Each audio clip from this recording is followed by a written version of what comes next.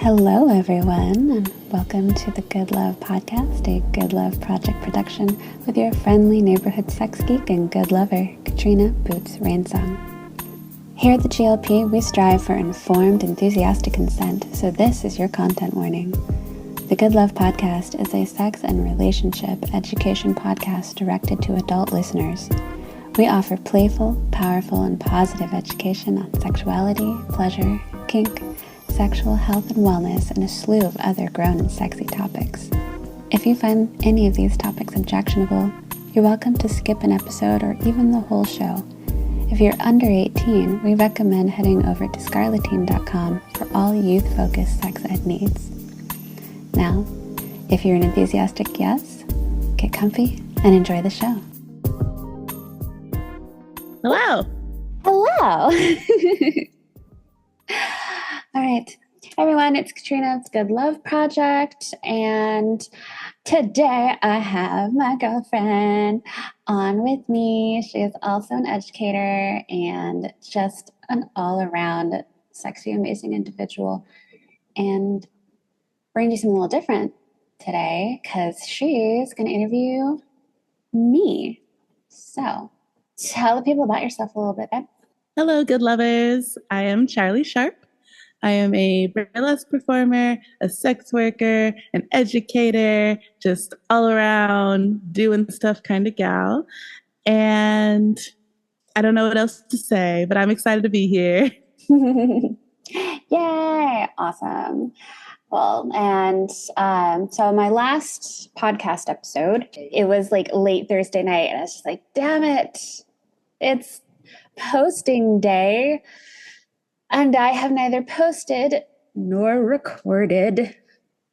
Dun, dun, dun. Dun, dun, dun. And I'm trying to get my shit together and go to bed because I have this super busy 3 days of conference shit going on. So I slapped together, and I fully admitted it on the podcast. It was like, hello, good lovers. Like silly noodle, and I have like slapped this together really quick to bring you something so that I am staying on my publishing schedule.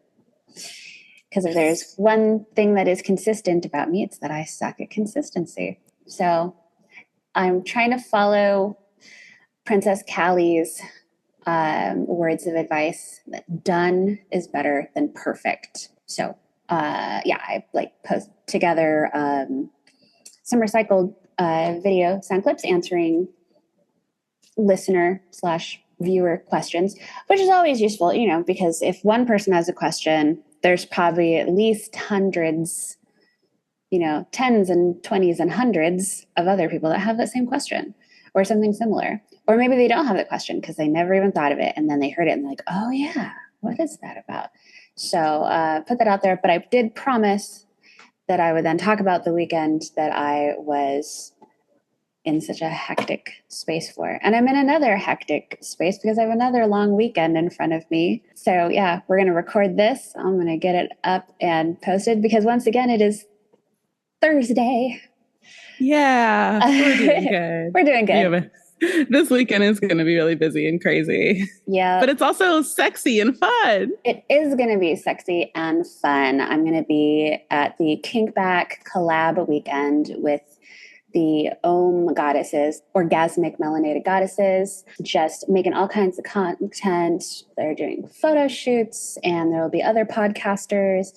I'm very excited to work with some other podcasters who have been going, longer than me to hone my skills and learn, and also get a chance to get a lot of episodes recorded just interviewing people. So yes. Yeah, and it's just going to be a big group of like Black and sexy people, kinky people of color for 3 days in Vegas. It's fine. I'm not jealous or anything. It's fine. I know. I wish that you were. I'm not so jealous or anything. I'm not crying about it. No, who's cutting onions in here? I'm not sad. It's fine. I wish that you could be there. I know. One day. Next year. Yeah. But what you should do, because I know that you applied for or did you put in your application to entertain at Sex Down South? So let's talk about the weekend you had. I'm not being a very good daddy dom with you, like checking up on it like weeks later. That's So okay. I too am not good at consistency, and it went on a list of things to do. Then I opened the form, got overwhelmed, and said I would come back to it later. And then I forgot all about it. Okay, it happens to the best of us. You and I are going to have a separate conversation later about SMART goals. But you know what you could do? So I know that you also want to be able to get to these things. You, of course, know my Onyx sister, Brooklyn. You've met her a couple of times. She is part of a leather house here in Arizona called House of Shangri-La. And they have a scholarship fund in loving memory of Sadie Hawkins. May she rest in peace and power. And it is specifically for people that would like to go to Southeast Leather Fest, or there's going to be a new one opening up for one in the Southwest as well. But either if it's your first time going and you just want to go, or if you want to present and it's your first time presenting. So you could apply for said scholarship. I will apply. I will be a good girl and apply. Good. Yeah. You can hang out with more Black and kinky leather POC folks because it's a good time. This is my desire. This is my great desire. Yes. Awesome. Okay. So the weekend, because I did promise that I would talk about Southwest Decadence. But first, I'm going to hydrate.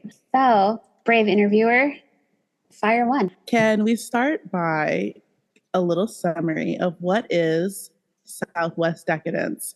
Who are they? Where is it? Why is it? The why is always the big question, isn't it? And everything.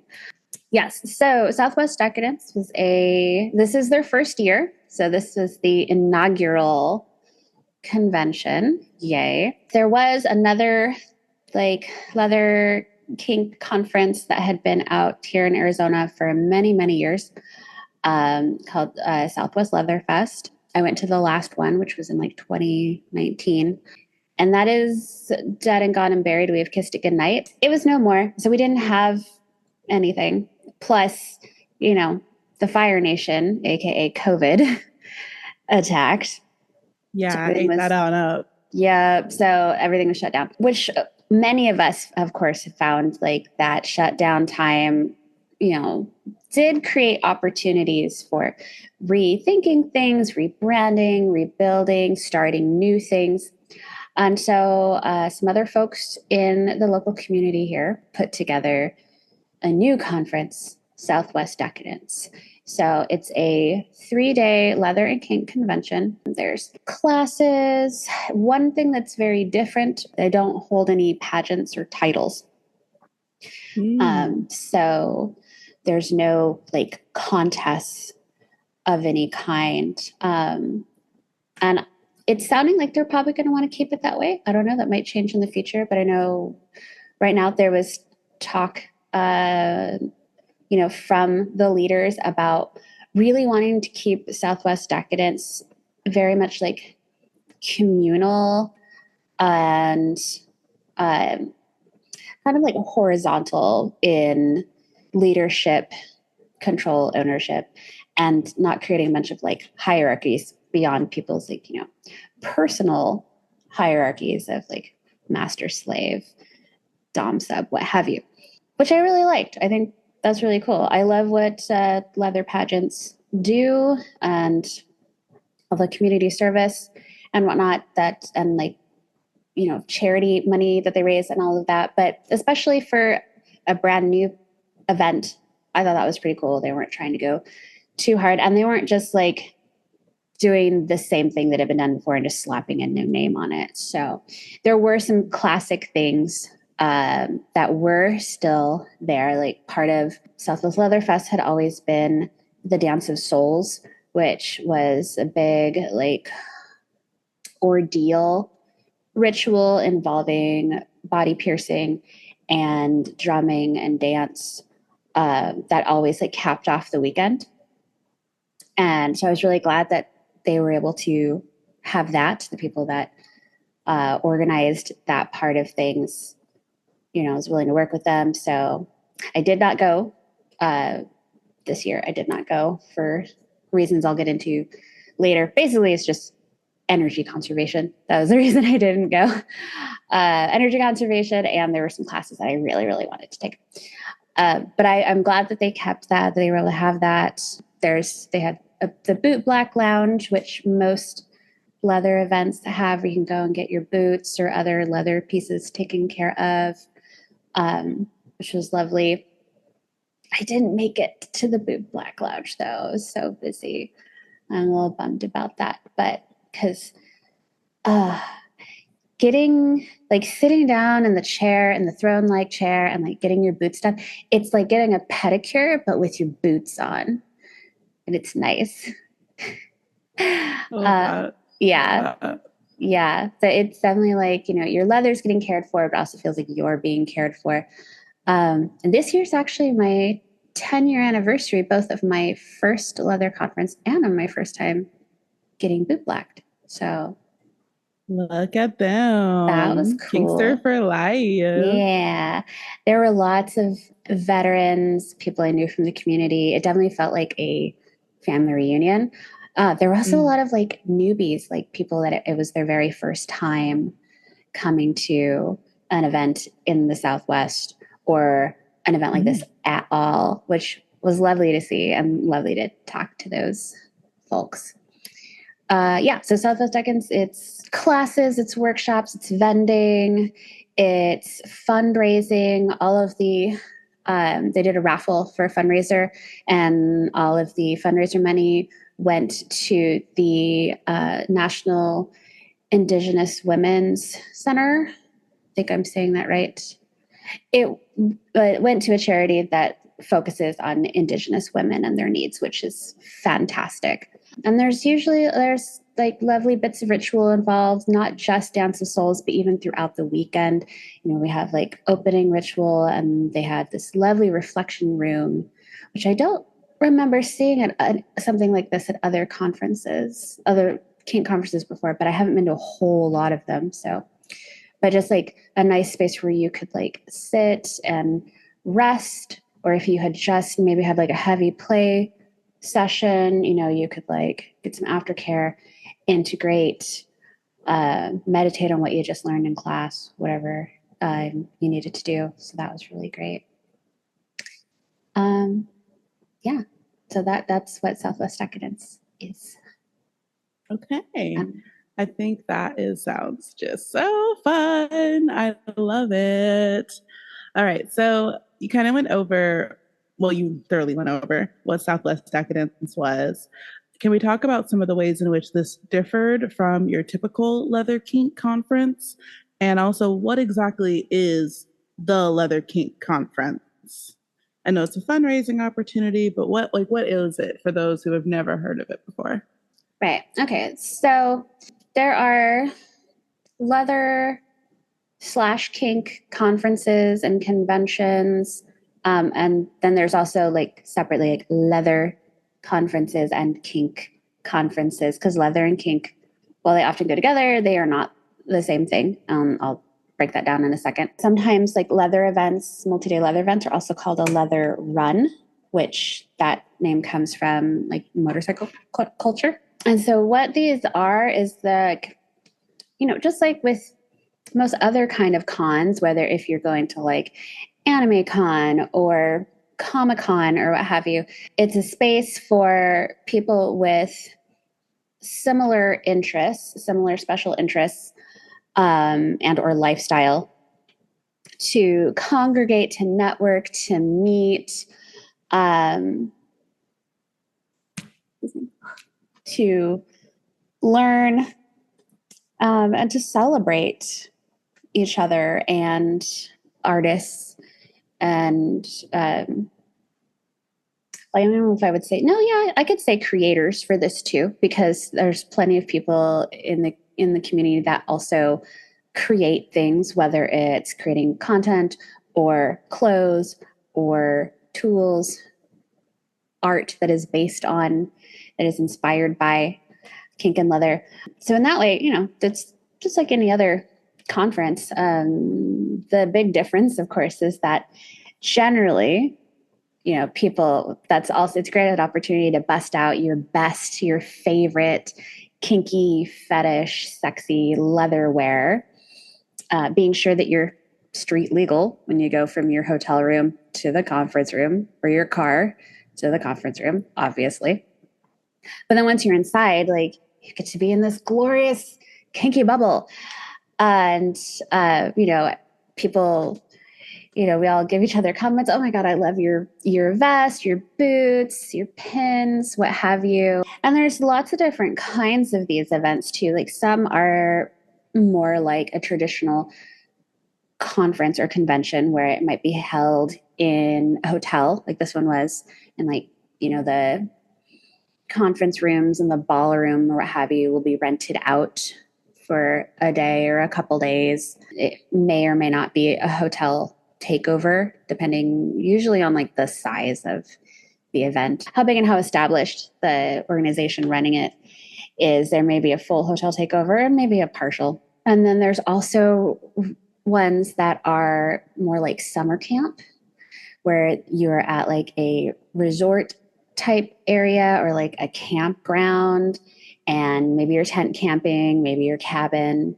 camping. And those usually last anywhere from like just over a weekend to sometimes like 5 days or so. I have yet to get to go to like a camp out event yet. Like ones like Dark Odyssey is one that comes to mind. I know, just the name, you're just like, ooh. Like, ooh. Ooh. Yeah, there's Dark Odyssey, there's Winter Fire, there's several others. And those are all like camp out ones. I haven't had to make it to any of those yet, but someday. But I've been to a few of the like hotel convention style ones, and they're just so much fun. So I'd say the difference between like a leather one versus a kink one is that the difference between kink and leather is that the easiest way to say it is that leather is kink, but kink is not leather. Mm-hmm. A kink conference, or even just any kind of kink event, is going to be like widespread and have a lot of different people from different subcultures and milieus in it showing up for, to party or teach or what have you. And that just largely refers to what we think of as kink as being like non-normative erotic practices, right? So like BDSM falls under that, fetishes fall under that, leather can fall under that. Leather is, I don't remember who, I think lots of people probably said it, and I know someone specifically said it to me and I can't remember who it was. If kink is something that you do, leather's part of who you are. So leather is a lifestyle, it's a way of showing up in the world. It's can be a part of your identity. It can be a family style, not so much in like a blood family style, but it can be a chosen family style. Leather is a very like long, rich history, which I will totally go into in another episode. But there's a lot taken from motorcycle subculture, military to a certain extent, and like DS, dominance and submission. And leather isn't necessarily always kinky or sexual or erotic in nature either. Okay. Yeah. So it can kind of be like almost like a sorority or a fraternity would be set up, but it centers around this leather aspect. Yes, absolutely. And there are leather fraternities and sororities. Like here in Arizona, we have the Phoenix Boys of Leather, Girls of Leather, Men of Leather, Women of Leather. I myself am part of Onyx Pearls, which is a leather sorority for women and non-binary people of color. And then there's Men of Onyx, which is the men's version of that. Onyx came first, and then Onyx Pearls was brought in out of that. Nice. Yeah. So, and then people also have, similar to how like there are drag families and drag houses, there are leather houses and leather families too. Very, very cool. So we covered a lot about the leather and the kink separation, and let's get back to Southwest Decadence specifically. What were some of you, or like you alone, Katrina's favorite parts? Ooh, my highlight. Okay, it's going to sound silly, but the food was good. They had, like a meet and mingle networking on the first evening where they had like, nibbles and stuff. I got to eat green cheese that I learned was, it's called Sage Derby. It's an English cheese that's like an off-white with like bright green veins through it that comes from the sage. So there was that, and then there was like a formal dinner on Saturday, which also included the Decadence Follies, which was a lovely like variety show with performers from the community, as well as Studio Vava Voom came and brought burlesque, which was fantastic. And I didn't know they were going to be there. So when I like walked in and I saw them, because I've done shows with them and I haven't in a while, it was like, oh my God, yay. More friends that I haven't seen in a long time that I get to reconnect with. So getting to hug everybody. And then like Sunday, they had a brunch. So the food was good. And hotel, like banquet food can kind of be hit or miss. So that really is saying something. Yeah. Like, for sure. Good on you, Doubletree Hilton. You got good cooks. We should put an ad spot in here. Oh, yeah. You know what's not hit or miss? Or maybe it is, I don't know. The products and services that are going to come up right now. Hopefully they're more hit than miss, but I don't know. Okay. This podcast is brought to you by Wicked Sib Essentials. Wicked Sib Essentials is non-binary fashion, pride wear, self-care, and ritual products for LGBTQ plus witches and pagans. Find them on Etsy and Instagram at Wicked Sib Essentials. Wicked Sib Essentials. Live magically. Part 2 of this episode will be dropping next Thursday, where we'll go into what to know for your first time at a leather conference, how to get the most out of the experience, and how to survive the long weekend, even if you're a hashtag fatigued and fabulous spoony noodle like your dear host. And until next time, keep on good loving.